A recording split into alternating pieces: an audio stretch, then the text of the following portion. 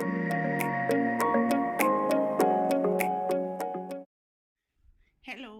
പുതിയൊരു വീഡിയോയിലേക്ക് എല്ലാവർക്കും സ്വാഗതം. അപ്പോൾ ഇന്ന് നമ്മൾ ഉണ്ടാക്കാൻ പോകുന്ന ചോറിൻ്റെ കൂടെ കഴിക്കാൻ പറ്റിയ ഒരു അടിപൊളി തോരനാട്ടോ. പെട്ടെന്ന് തന്നെ തയ്യാറാക്കി എടുക്കാൻ പറ്റും നല്ല ടേസ്റ്റി ആയിട്ടൊരു തോരനാണ്. വീഡിയോ കണ്ടുകൊണ്ടിരിക്കുമ്പം നിങ്ങൾക്ക് ഇഷ്ടപ്പെട്ട ഒരു ലൈക്ക് തരാൻ മറക്കരുത്. ഇതുവരെ സബ്സ്ക്രൈബ് ചെയ്തില്ലെങ്കിൽ സപ്പോർട്ടും കൂടെ ചെയ്ത് തരണം കേട്ടോ. അപ്പോൾ തോരൻ വയ്ക്കാൻ വേണ്ടി ഞാൻ എടുത്തേക്കുന്നത് ക്യാബേജും ബീട്രൂട്ടുമാണ്.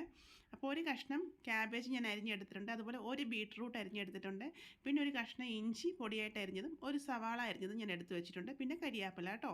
ഇത് ഇത്രയും അരിഞ്ഞെടുത്ത് വെച്ചിട്ടുണ്ട്. ഇനി നമുക്ക് തോരൻ വയ്ക്കാൻ വേണ്ടിയിട്ട് റെഡിയാക്കാം. ഇതിലേക്ക് ആവശ്യമായിട്ടുള്ള തേങ്ങയും ഞാൻ എടുത്ത് വെച്ചിട്ടുണ്ട്. അപ്പോൾ ഒരു 3-4 സ്പൂൺ തേങ്ങ മതി. അതുപോലെ 1/4 ടീസ്പൂൺ മഞ്ഞൾപ്പൊടി, 3 പച്ചമുളക് നമ്മൾ എരിക്കനുസരിച്ച് എടുത്താൽ മതി. ഇതൊന്ന് ഇതുപോലെ ചതച്ചെടുക്കണം. ഇനി ഒരു കടായി അടുപ്പിലോട്ട് വെച്ച് കൊടുത്തു. കടായി ഒന്ന് ചൂടായ ശേഷം അതിലേക്ക് വെളിച്ചെണ്ണ ഒഴിച്ചു കൊടുത്തു. വെളിച്ചെണ്ണ ചൂടാകുമ്പോൾ നമുക്കതിലേക്ക് 1/4 ടീസ്പൂൺ കടുക് ഇട്ട് കൊടുക്കാം. കടുക് പൊട്ടിയ ശേഷം നമ്മൾ എടുത്ത് വെച്ചേക്കുന്ന ക്യാബേജും ബീട്രൂട്ടൊക്കെ ചേർത്ത് കൊടുക്കാം.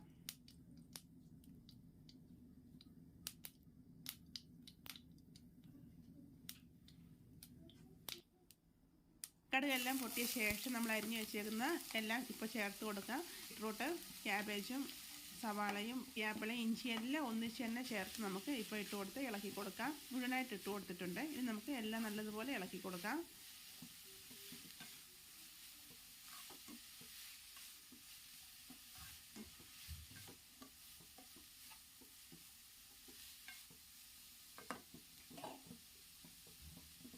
നല്ലതുപോലെ ഇളക്കിയ ശേഷം നമ്മൾ ചതച്ച് വെച്ചേക്കുന്ന തേങ്ങയുണ്ടല്ലോ, അതും കൂടി ഇതിൻ്റെ കൂടെ ചേർത്ത് നമുക്ക് നല്ലതുപോലെ ഒന്ന് കൂട്ടി ഇളക്കാം. കൂട്ടി ഇളക്കിയ ശേഷം നമുക്ക് നല്ലതുപോലെ തട്ടിപ്പൊത്തി വെച്ച് കൊടുക്കാം. ഉപ്പ് ഇപ്പോൾ ചേർക്കേണ്ട. ഉപ്പ് നമുക്ക് ഇതൊന്ന് വെന്ത ശേഷം ചേർത്ത് കൊടുത്താൽ മതിയേ.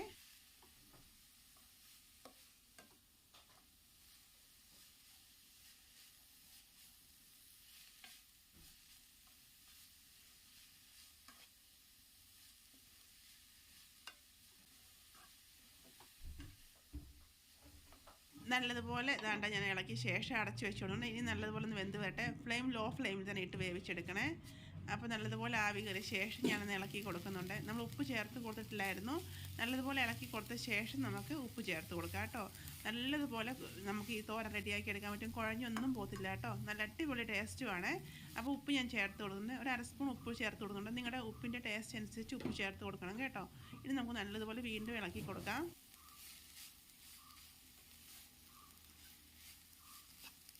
നമ്മൾ സാധാരണ ഈ ക്യാരറ്റും ക്യാബേജും കൂടെ തോരൻ വയ്ക്കാറുണ്ട്, വൻപയറും ക്യാബേജും തോരൻ വയ്ക്കാറുണ്ട്. പക്ഷേ ഇങ്ങനെ വെച്ചാലും നല്ല ടേസ്റ്റാട്ടോ.